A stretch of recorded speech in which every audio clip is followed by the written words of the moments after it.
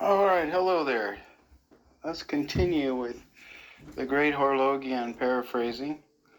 This book is published by the Holy Transfiguration Monastery in Brookline, Massachusetts, where my father reposed as a schema monk several years ago.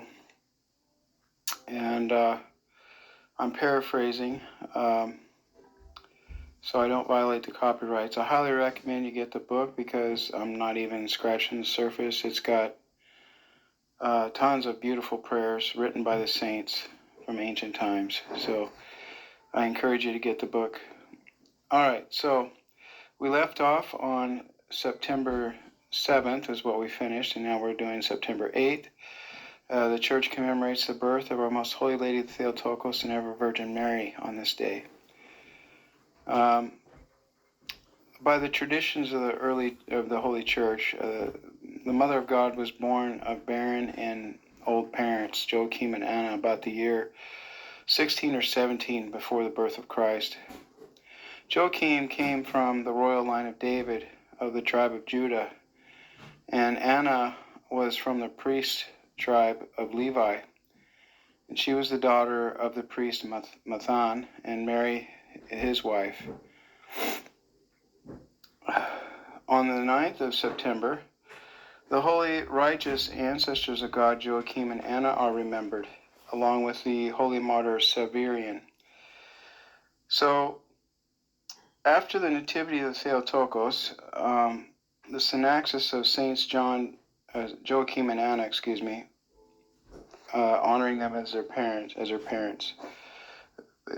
this the next day. So that's why they're honoring the parents of the Theotokos. And then Saint Severian, he was a senator from Sebastia, and he was very wealthy and fearless as a Christian. Because he was encouraging the holy 40 martyrs of Sebastia to hold fast to their confession as Christians, he was taken and tormented horribly and given a crown by Christ during the reign of Emperor Licinius and Lysias the Duke about the year 315. On the 10th of September, the holy martyrs Minadora and Metrodora and Nymphodora are remembered. Now, these martyrs were all sisters and were from Bithynia. They were virgins and lived on a mountain near Pythian, hot springs of Bithynia. And they spent their time in prayer and asceticism. They were betrayed, and the local governor, Fronto, tortured them horribly, and they gave up their souls to God. And they did this during the reign of Maximian in the year 304. On the 11th of September, the righteous mother Theodora of Alexandria is remembered. She lived in the 5th century, and because she felt so guilty and sad for the adultery that she did with a man, she ran away from home and renamed herself Theodore. And she dressed herself as a man and pretended to be a eunuch. And she went into a monastery full of men and was not discovered until after she died, and they were getting her ready for burial. On the 12th of September, we remember, was the apodosis of the feast of the birth of Theotokos, and then as the holy higher martyr Autonomous is remembered. So, Saint Autonomous was a bishop in Italy, and he was fleeing the persecution of Diocletian in 298, and he came to Bithynia, and he converted a bunch of people that were worshiping idols and got them to convert to become Christians and glorify God. And as a result of this, one day when he was celebrating Divine Liturgy in church of the archangels, the idolaters beat him to death with sticks and stones. On September 13th, the church consecrates, or the consecration of the Church of the Holy Resurrection of Christ our God is commemorated. And the fourth feast of the exaltation of the venerable and life-creating cross is also venerated. And the holy higher martyr Cornelius, the centurion, is also remembered. So the most honored church of all churches is the Church of the Holy Resurrection, which St. Constantine the Great built at Golgotha, where the Savior was crucified and buried. My father sent my brother and I there when he reposed as his parting gift, which was a huge blessing. For a long time, that place was intentionally buried under the earth by the Jews and the heathen. And during the reign of Hadrian, 117 to 138, a temple dedicated to Aphrodite was built over that site so that it could be desecrated and basically become forgotten. However, the cross was hidden there, and at the command of the Emperor Constantine, they started excavations, and they started finding artifacts from the crucifixion. So this church was built on the spot, and it was supervised by his mother Helen, while Joachilian was eparch of Palestine and Macarius was Archbishop of Jerusalem. And they found the cross, and it doesn't mention it here, but the way they could tell the cross, I know this from tradition, it's not in this book, but I know it from tradition. They determined which cross was Christ because they found the three crosses, and then they brought a person who had recently died, and they placed him on each cross, and when they placed him on the cross of Christ, he was resurrected from the dead. So that's how they determined which cross was Christ's. All right, so St. Cornelius was a Roman, and he was pagan. He was a centurion of the Roman army, and he lived in Caesarea of Palestine. He was a very pious and God-fearing man, and he gave a lot of charity to the people, and he prayed to God constantly. And he was granted a vision from an angel, and he was sent to Joppa that they might bring the Apostle Peter. St. Peter taught him about Orthodox Christianity and baptized his house along with him, and it's talked about in Acts chapter 10. And this was the first fruits of the calling of all nations. So in other words, he was the first non-Jew to be baptized. Later, he became a bishop of Caesarea, but some people say it was Sepsis, which is not far from Tros, and that he died a martyr. That's the tradition of the church. All right, so on September 14th, the church commemorates the universal exaltation of the venerable and life-creating cross. So as we said, St. Helen, the mother of St. Constantine, undertook the hardships of the journey to Jerusalem about the year 325.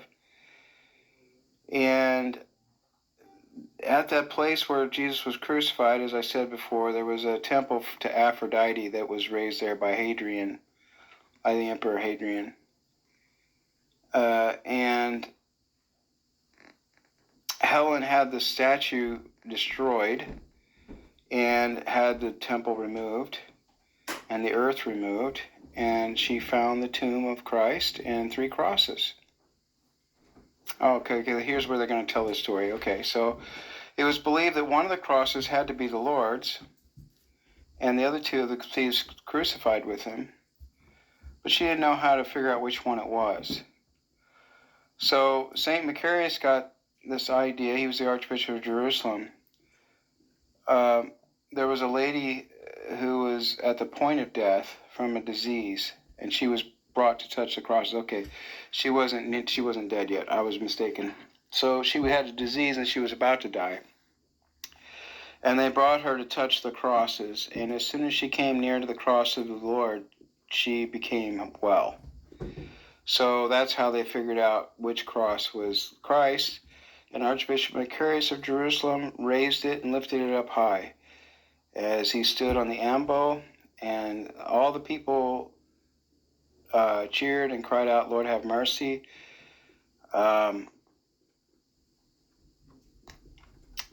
Part of the cross was taken to Constantinople as a blessing, and the rest of it was left in Jerusalem at the church built by St. Helen until the year 614. That's when the Persians came and conquered, and they plundered Palestine, and they took the cross away to their own country. But in 628, Emperor Heraclius sent a military campaign and took the cross back and brought it to Constantinople. And he escorted it himself back to Jerusalem and put it in its proper place. All right, so the holy martyr Nicetas is celebrated on the 15th and remembered. He was of high status. He was born among the Goths at the Danube, or beyond the Danube River, and he was, I guess, a noble or some sort of highfalutin person. And he was taken by Athanaric, who was a pagan ruler, and he was tortured and burned to death for believing in Christ. Some people say that this happened during the reign of St. Constantine the Great, but others say that it was under the Emperor Gratian. All right, so on the 16th of September, the holy great martyr Euphemia, the all-famed, is remembered and honored and glorifies God, and our righteous Father Ninian, enlightener of Scotland. So Saint Euphemia was from Chalcedon, and she was a virgin. And some people say that she was a martyr during the reign of Diocletian in 303. Other people say it happened in 307. Her relics are preserved at the Patriarchate in Constantinople. Saint Ninian was born in Cumberland, Britain, around 360. It was half a century after Emperor Constantius Chlorus died in British city of York. And his son Constantine, who was with him when he died, became the emperor. And Ninian, his parents were of noble lineage, and he was born a Christian. But paganism was very strong at that time. When he was young, he went to Rome, and he spent a lot of time there studying and practicing ascetical struggles as a young man for many years. He was consecrated after the death of Pope Damasus in 384 and sent back to his island around the end of the 4th century. On his way back home, he went through Tours and met St. Martin. So there's a lot of churches and monasteries associated with St. Ninian, including his own cathedral in Whithorn, were named in honor of St. Martin. Oh, I see. The ones that were associated with St. Ninian were named after St. Martin, because I guess they became friends. So when St. Ninian came back to Cumberland, he started monasteries and encouraged monastic and missionary work in the community. And he performed miracles and did a lot of preaching and took care of his countrymen, the Britons, and converted a lot of pagan Picts who inhabited Scotland. And he reposed in peace in Whithorn and Galloway in 432. A lot of people don't know that Orthodox Christianity was in Great Britain before the Roman Catholics and Protestants, but they were. St. Patrick was an Orthodox Christian, or he is an Orthodox Christian. I shouldn't say he was, he still is. All right, how long have I gone here? Gotta look up. Oh, a second. Sorry about my informal mannerisms. All right, so on the 17th of September, the Holy Martyr Sophia and her three daughters, Faith, Hope, and Love, are remembered. My daughter is named after Hope. She's named Nadia, which is the Russian version of that name. So these saints came from Italy and were martyred around 126 during the reign of Emperor Hadrian. Faith was 12 years old, Hope was 10, and Love was 9. And all of them were tormented and then beheaded, from the eldest to the youngest. Their mom, Sophia, was very sad at their grave for 3 days and died in peace because of her courageous endurance in the face of her daughter's sufferings. She's also counted as a martyr. Excuse me. That's heart-wrenching. The name Sophia means wisdom in Greek. As for her daughters' names, they were Faith, Hope, and Love. Charity, they are Pistis, Elpis, and Agape in Greek. And Vera, Nadezhda, and Lyubov in Russian. I'm sorry, I'm not Russian, so I don't know how to say that correctly. But anyway, those are special saints to me. My daughter's named after Hope. On the 18th of September, we remember our righteous father Eumenius, the wonder worker, Bishop of Gortynia. This saint was a monk from his childhood, or from his youth, I should say. And then later he became Bishop of Gortynia. Gortynia.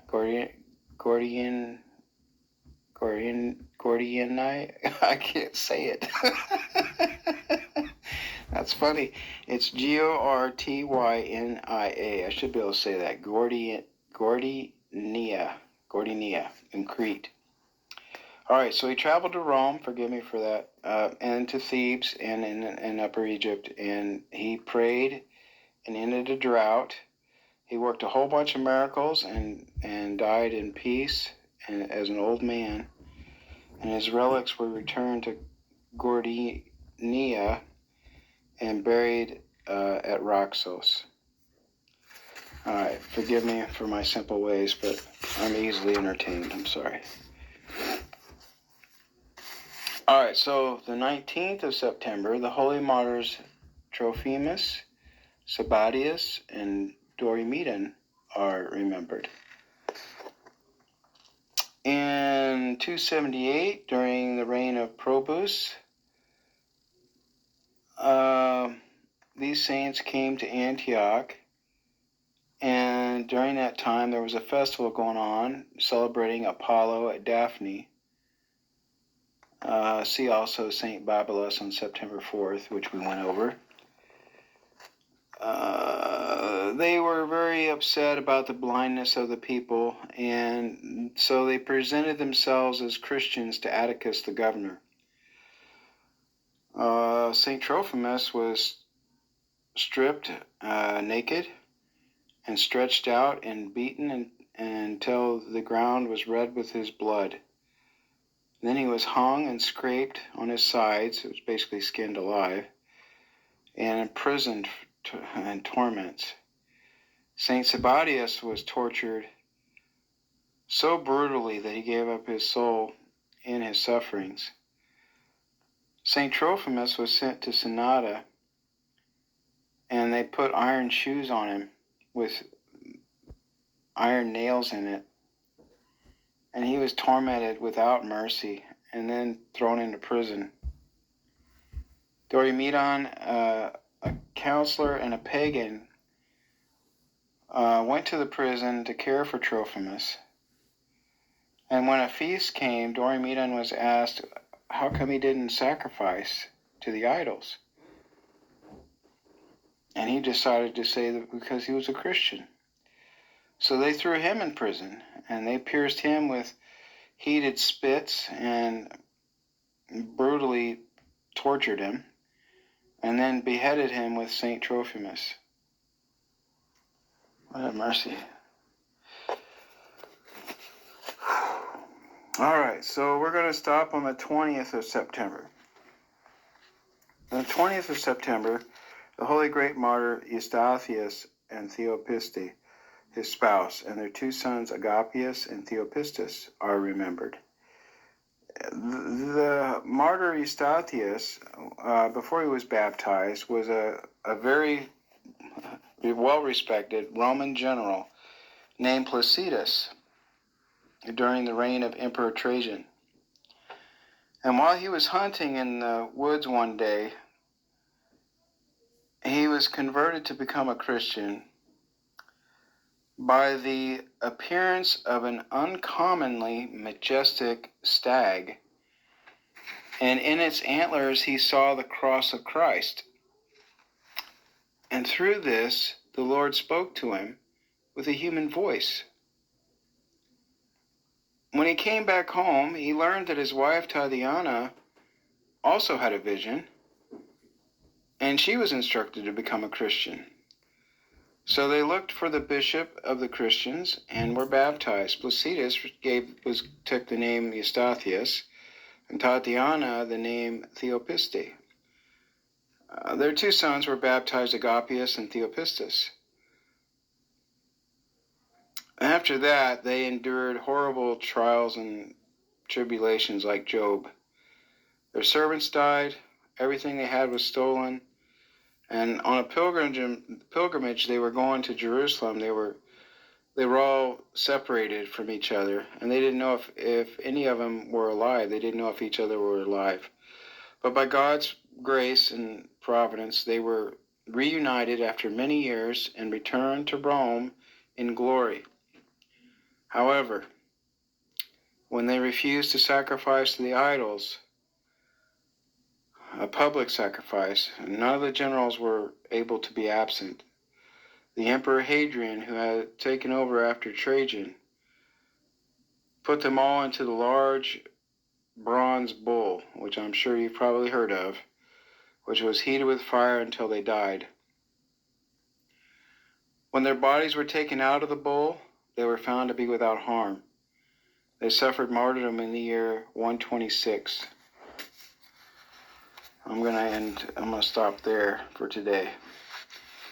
So, there's a lot to be said for the saints. And there's lots of saints, and there's a lot more detail than what's in the Horologian, but they're all listed for the whole year in that book, so they're all abbreviated stories. So, all right, pray for me, a sinner. God bless. Over and out.